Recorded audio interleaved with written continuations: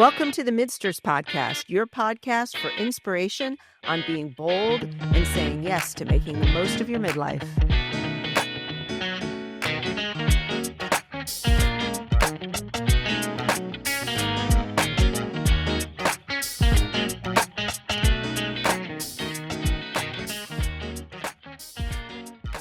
Marianne, Yes.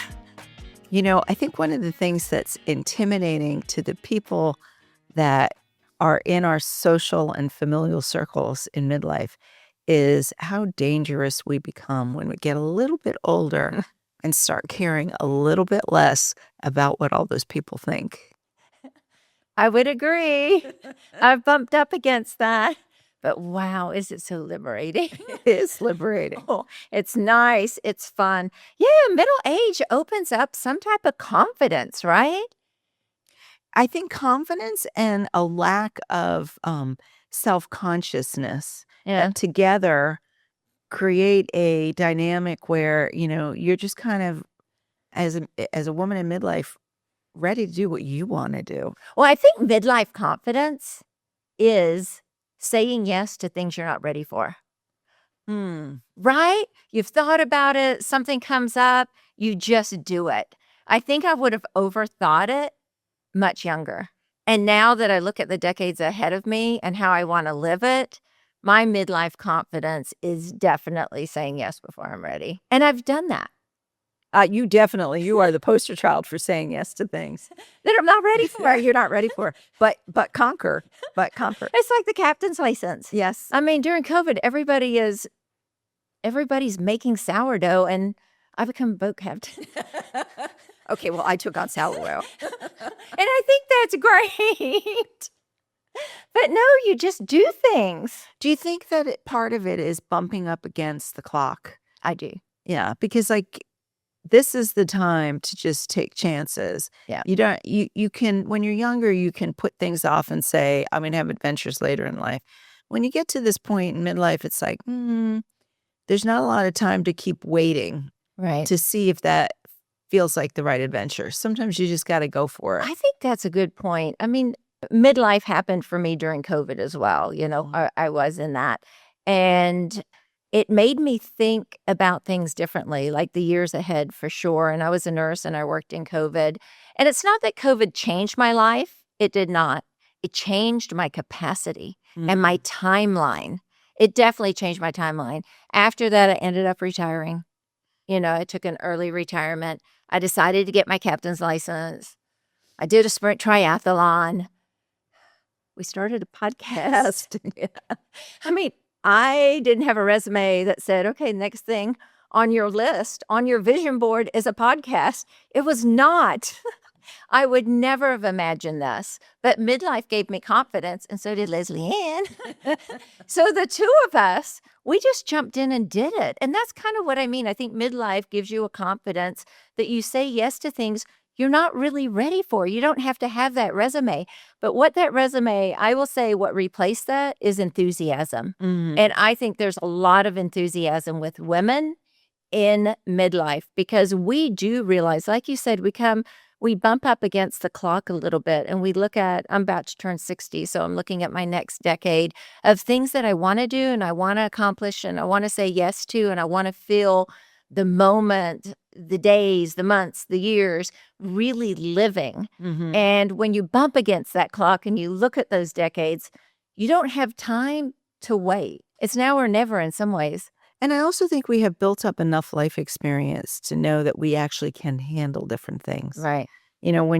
Honestly, I think a lot of that is kids and, women who don't have kids have other experiences that I think create the same dynamic. But for me, having kids and dealing with all the things that meant, I feel like I became an educational expert, a psychologist, a medical expert. Well, you did. A sports coach, all those things that you take on that, once the raising of the kids is over and, they're more independent or maybe they're out of the house, you're like, hey, I can do all kinds of things. Why am I not turning this to me and using this knowledge that I've accumulated and this confidence born of experience to have new adventures? It's true. You had mentioned a few days ago, we were just chatting, and you said, when you change, some people aren't ready for that change. I think that's a good thing to talk about. And I will say, when I think about that and I think about others and what they think, because maybe I have changed in some way, I just feel like I'm introducing myself again. Mm. You know what I mean? It's like this has always been me, but like you just rattled off a lot of roles and a lot of things that take us on a path that's very important and that we're very committed to.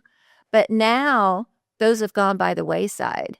Um, and I know a lot of people feel grief about that. I'd love to know if you felt any type of grief over those roles or leaving those things behind. Um, I wouldn't say that I had grief. I think, like, what people would look at and say, "You've changed," like, I used to RSVP, yes, to so many things, almost everything, and now I RSVP maybe to my own family. It's like, what has gotten into you? But if it's something that I can't do, I or don't want to do, now I will say that no. Well, that's the interesting paradigm shift, right? Because I think, especially for women earlier in life, what we say yes to is really the demands and obligations of other people. It's true. They need us, we say yes. There's a family event, of course we're going. A friend wants to host something, we're first in the line because we give. Yeah. We give of our time and of ourselves to our friends. Once you get a little bit older, like I'm not doing that anymore. If what you're asking me to do doesn't align with what I want to do, I'm not going to spend my time in that way. I want to spend my time doing the things that I want to do, which is mostly new things, adventurous things. Right. I've taken on more new hobbies, had more new experiences. I've been watching you just blossom. In the past 5 years than I've done in all of my, but it's because previous to that, most of my time was spent doing things for other people. That's part of this important shift that happens that makes people uncomfortable. Yeah. I know they look at the quote, or I would guess you would say people call it midlife crisis. And I know it's very fallible, all that study and so forth, and how they came up with that. But I think that when people think about midlife crisis, it's actually those people that see a change in that individual, like buying the sports car or whatever it is not in their previous norm because of the life that they led. But I don't think it's any crisis. I think that people are saying yes to things that matter to them. Not that there's some things that people don't decide to do that might not be appropriate and so forth. But in general, Right. I think that it is something that's markedly different that they're doing, and they're just living. They're just enjoying life. And there's the term bucket list. Yes. Bucket list means a couple of different things. One is like the places you want to go, the things you want to do. But I think kind of apropos of the midlife crisis thought, for some people it's like I always wanted a sports car.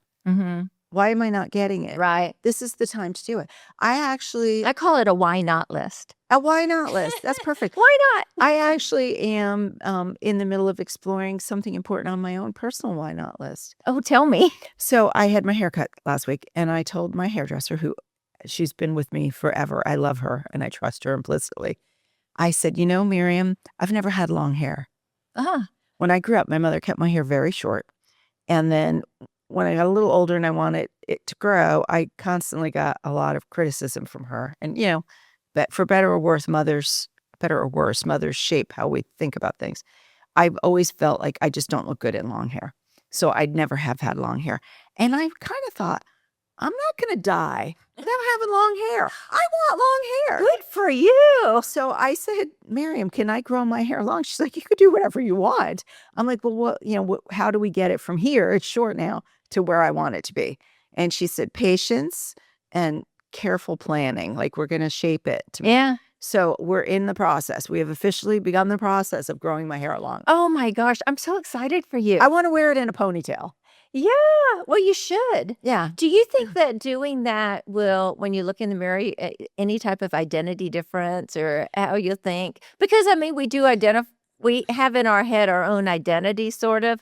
the way we look and the way we present ourselves. And hair and clothes are a big piece of that. We've done a whole podcast on that. Yeah. Yes, but I think that's kind of the important shift that happens. I don't necessarily want to be the same person I've always been for the rest of my life. I'm so excited for you. I kind of want to do some different new things. And if one of them is growing my hair long, if I don't like it, I'll cut it. Right. But like, why not? Why not try it at least once in my life? Yeah. That's kind of my new thing in this age. Like, at least once in my life, I want to do X. Right. Well, I think our purpose in doing a lot of these podcasts are, it's not giving permission to people, but like we give permission to ourselves to say yes to things, to live adventurously, to be bold, to not miss out, all of those things. I've been reading quite a bit about solo travel, and I've always been scared to do solo travel. I do travel and meet up with groups and family and people, but I'm actually thinking about doing, it would be in an English language speaking place. Maybe not in the US, though. I think I would go outside the US. But I'm actually thinking about doing some solo travel next winter. We'll see. I'm trying to get over that hump of those fears, but I think we need to face our fears as well. Or reframe them instead of looking at it as something you're afraid of. This is a new opportunity. It's a new challenge. You know, my husband and I have been having that conversation about we're going to California in the fall for like 2.5 months. And we rented a place. We just kind of want to spend some time, more time with our son, who's lived out there now for 7 years. But there's a reality to it, right? My son and his wife work. It's not like they're going to be spending every waking moment entertaining us. And I know that, right? Yeah. So what are we going to do in California? It has required a lot of thought because we have to give up things. We have to give up our way of life here. My mahjong group, my pickleball club, Church. You know, Dave, my husband, teaches a class. He had to give that up for the fall. And so I think at a previous point in my life, I would have approached that with fear. This is too much. I can't do it. It's just too much change. But instead, my approach has been like, wow, think of the opportunities this opens. We're going to be in a new place, experiencing ourselves in a new way, and we can do something completely different while we're there. Yep. And so, you know, I've always talked about writing a book, and that's what I'm going to do with my time. That is fantastic. Why not? Well, I think I mentioned it earlier in the podcast. I think we exchange things when we are in midlife, our frame of mind, and it is enthusiasm. I think there's real enthusiasm of being able to say yes and just go do things. What do you, just for listeners, I'm just curious what your thoughts are about your friends and family in midlife and what kind of things they've taken on. What have you seen that people are doing in midlife that change? And we had Margie Finn, who did the Camino pilgrimage walk, and that was just like amazing. Anybody else or any things that you can think about that women, that listeners might want to do? Oh, gosh, that's a good question. I got to think about it for myself as well. Retirement definitely is one. I'm seeing a lot of early retirement if people can afford to do that, even if it means that they end up being a fashion stylist or working in a flower shop. That's something that I'm seeing. I definitely see people taking on new and different hobbies, interesting things that, like, you know, you have to make time for and ruin your life that you might not otherwise do. You mentioned opening a flower shop. I know plenty of people that have taken on flower arranging recently, which is kind of like, that's interesting.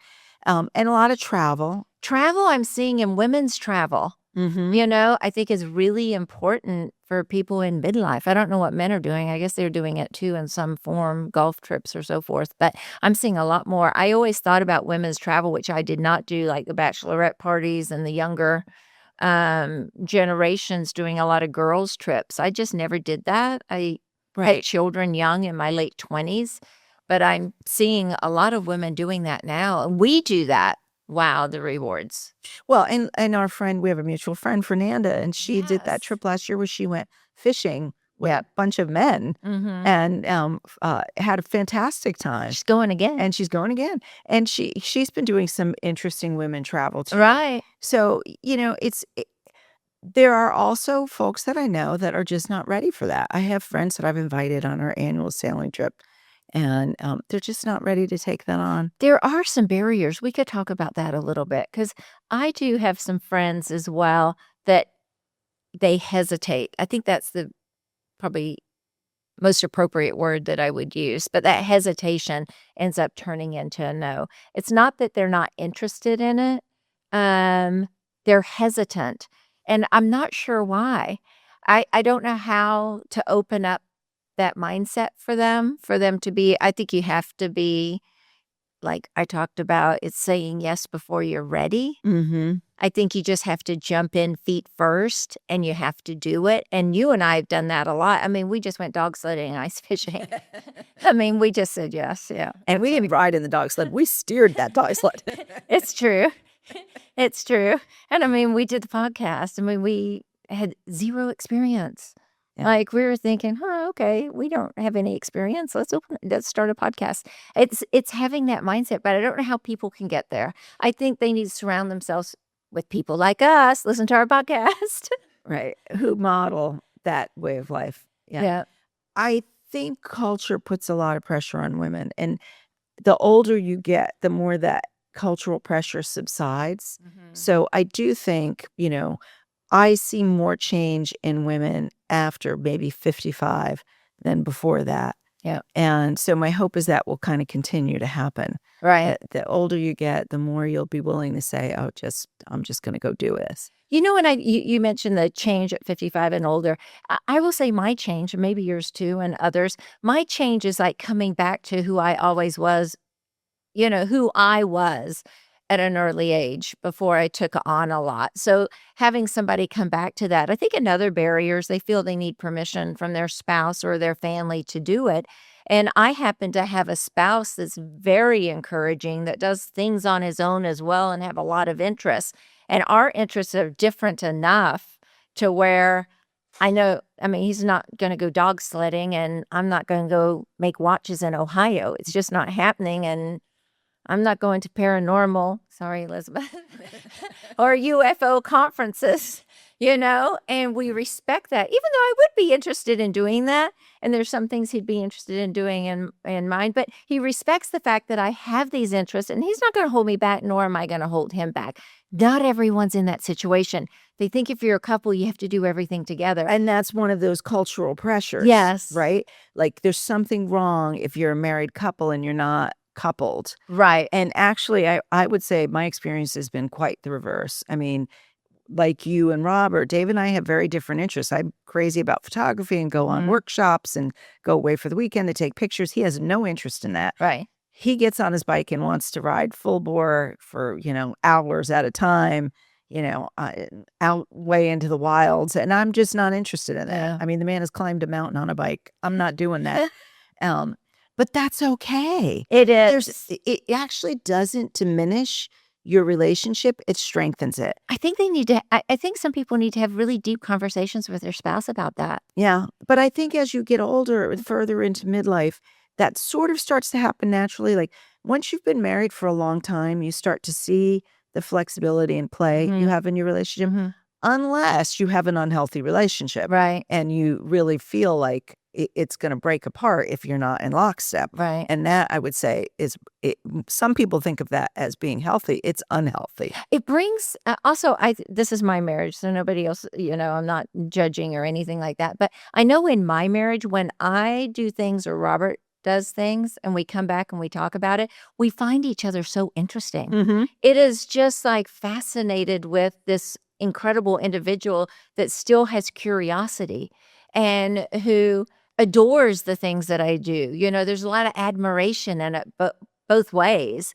And I think that, like you're right, it does strengthen a relationship as well, because there is that independent me, who I am outside of the marriage, which is so important for me and for our marriage and for our kids. And I like modeling that for our children as well. Oh, absolutely. Absolutely. And that doesn't mean that you don't spend time doing interesting things with your spouse. Oh, yeah. Part of the adventurous mindset is also finding adventures that you can do with them. For Dave and I, that's mostly been travel. And we, in the last year, where I was thinking about this, we went to Africa, we went to Alaska, we went to the Galapagos Islands, we went to London 3 times to visit Lindsay. I mean, that travel together and what we do when we travel Right. and how we travel together is kind of an important piece of the energy that we share. Right. But it's kind of added onto by the fact that we have these separate things that we do.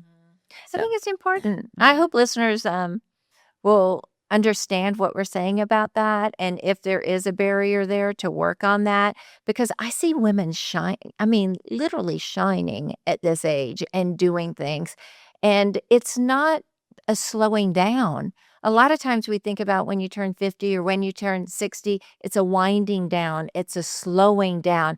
Man, it's a booster shot for me. It totally has been a booster shot. Yeah, absolutely. Absolutely. And I think that's mindset. Mm-hmm.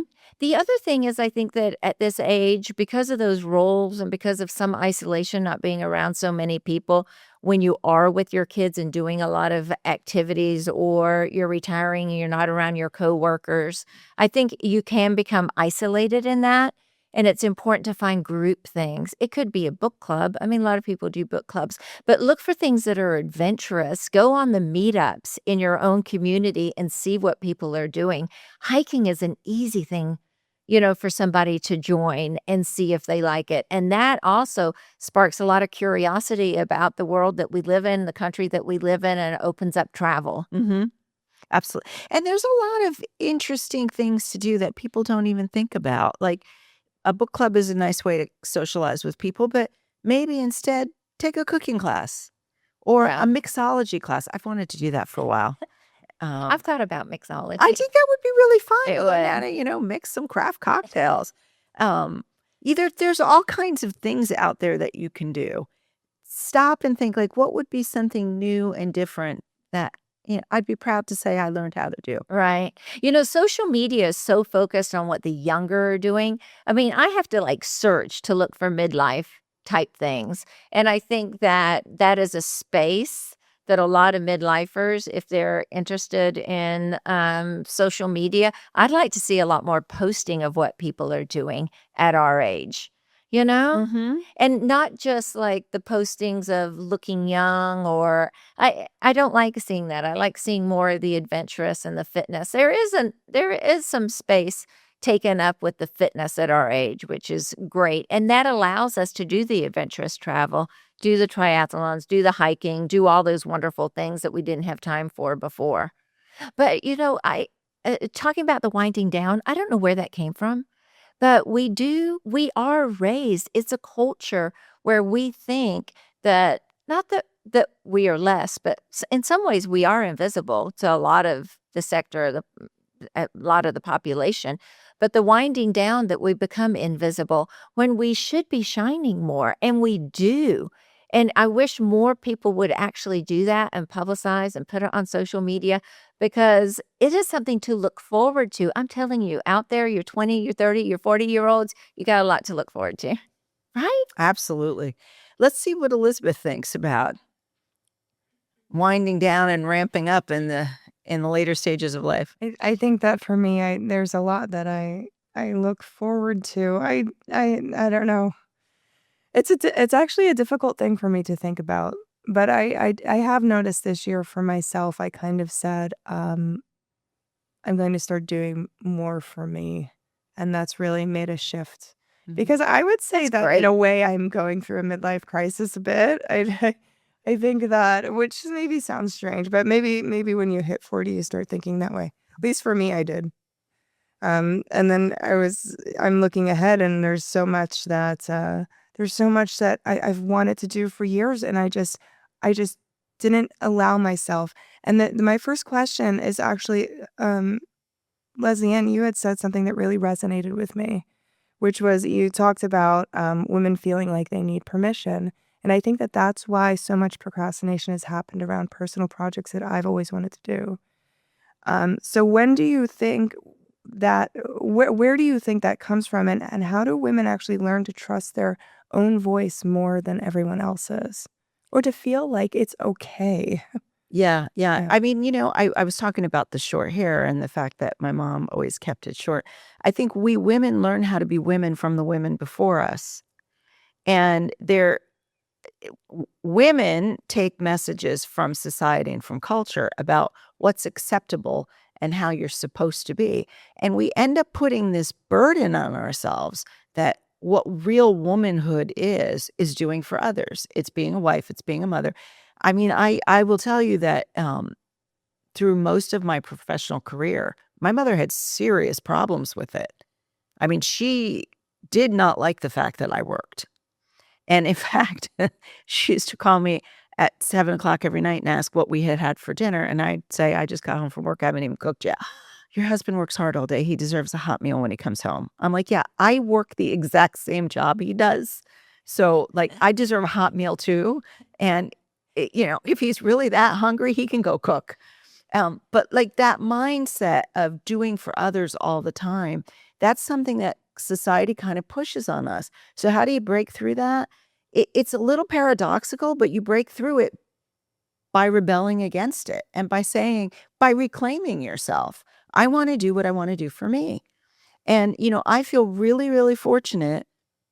And I know Marianne feels the same because we talked about it a little bit in this episode, to be married to a man who's given me, I'm not even say given me because it's not a gift, right? I'm entitled to it, but who has been comfortable with the idea that I will do things independently of him.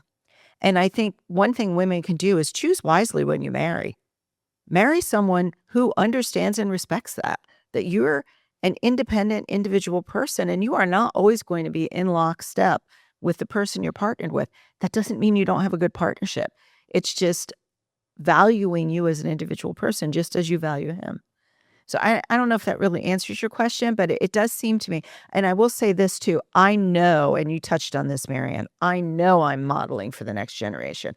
I know that my daughter is a much stronger and independent person than I was at her age, precisely because she watched me do things that I never saw my mother do. No, that was really well said. Yeah, yeah. And actually, I feel the exact same way. I actually didn't think about that until you said it. Um, but my mother did work. She was a school nurse, but she retired really early from that. And I watched her be, I don't want to say so traditional, but I did. And it was a more traditional household. Um, and maybe it was the time for my parents, and that's what they were used to, right? But I do think it kind of took longer to understand, um, not what I was allowed to do, but feel like I could empower myself beyond what I saw on a day-to-day basis. Right. And, I can say the same thing, like, I watch my own daughter be, a lot more confident than I ever was at her age. Yeah. Good things. Yeah. My turn? Yeah. Yeah, my thoughts on feeling like you need permission. I think that does shed as we get older, but I think a lot of that for me, not feeling it, was the fact that I feel confident making those decisions now. I did some hard things. I raised kids. I supported a husband as much as I could who was building a practice and all the things in between. So I built up confidence that, because I think when we think about permission, we're also wanting somebody else to say, yeah, you can do that, like be your cheerleader as well, not just permission to do something, but I think that we need external validation sometimes for ourselves to take that on. But as we get older and we look back and we've accomplished so much, it's just like we give permission to ourselves that we can do this. And that's what confidence does. So it's not permission from others. I think we give permission to ourselves. One other thing that comes to mind that's important in this whole concept of the permission to sort of move forward. I just said, like, I feel like I'm modeling for my daughter, but there's something else too. She models for me. And I get permission in a way. I get confidence and I kind of get that internal, yeah, why am I not doing that? From watching what she does. And like as an example, she travels everywhere and she frequently goes on her own. She does. And I was raised like as a woman, that's really kind of dangerous. You shouldn't do that. But my daughter's just like, I want to go. I'm going to go. If I can't get anybody to go with me, I'm going to go, And there's something about that makes me think and reflect on my own internal inhibitions about doing things. What makes her so bold? Why am I not being more bold? So it's interesting because it's a dynamic that goes both ways. I've raised her to be more independent, but her independence is pushing me to be more independent. It's kind of interesting. No, talking about that, the influence of our kids is incredible. It's huge. And I have 2 boys that went to undergrad and then, got their masters and went on to law school. And in my household, I'm the least educated. And so I'm like, oh God, they're getting all this education. I was like, they don't have a captain's license. So that actually is like, I'm not just going to have this degree. I'm going to do something else. And I did. And it's so funny because that's one of the first things my boys tell people is my mom has a podcast and a license. So yeah, it's fun. I love that. Yeah. And then, Marianne, you've mentioned this once before in the podcast, but I do want to come back to it. The fact that you kind of find yourself going back to the person that you were like before you have these responsibilities, more childlike, I guess, maybe in curiosity and the things that you do. Has there been anything recently that you've rediscovered about yourself? Well, fishing would be one. I loved fishing as a child, and I fished. We lived in Australia and then moved to Arkansas for a few years, and so I fished all the time. The other thing is I used to always say yes to things. If people asked me to go camping or go hiking or summer camp, any of those things, I always said yes. And I remember my parents are like, just if you don't have anyone to go with, ask Marianne, because Marianne will go. And I find myself doing that a lot. I would say my process has been a little bit different. It's not so much reclaiming the things that I liked to do when I was young.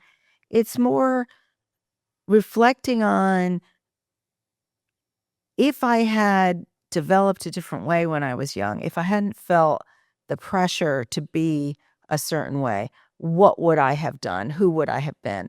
And I've been trying to explore that. That's the innate piece. Yeah. Right? Yeah. The innate piece of you. And it's interesting because one of the things is, I think I talked about this in an earlier podcast, we were talking about solitude, but one of the things that's led me to is I've become an incredibly social person. Like I'm always with other people and I always do things, but there's a part of me that really enjoys being alone.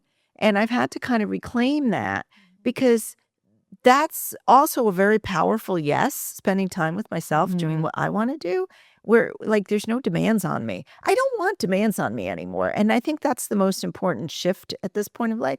But that goes back to sort of who I really fundamentally am and not the person I became because I was trying to adapt to what I thought people, my parents, my family, the people around me expected of me. And I don't think you can really know what you want or have the wisdom to know that without sitting in solitude. And we did a whole podcast on that. So I think that's such an important piece. And for listeners that aren't living bold or saying yes, and there's barriers there, I think solitude and taking time and writing a list of things that they want to do, whether you want to call it a why not list or a bucket list, I mean, that's where to do it. Take some time for yourself, just like you have. And that's probably where a lot of your blossoming is starting. It comes from the inside, Yeah. and you have to kind of nurture it. You You know, do. I spent like last week, I just pulled a puzzle out and decided, like, I'm just going to stay home and do a puzzle. I put some music on. The dog was sitting next to me. Life was good. That's great. All right. Well, thanks for tuning into this episode. And as always, we would really love it if you would go onto our TikTok page and follow us and watch some of our videos and push that little heart. So show your love for the Midsters.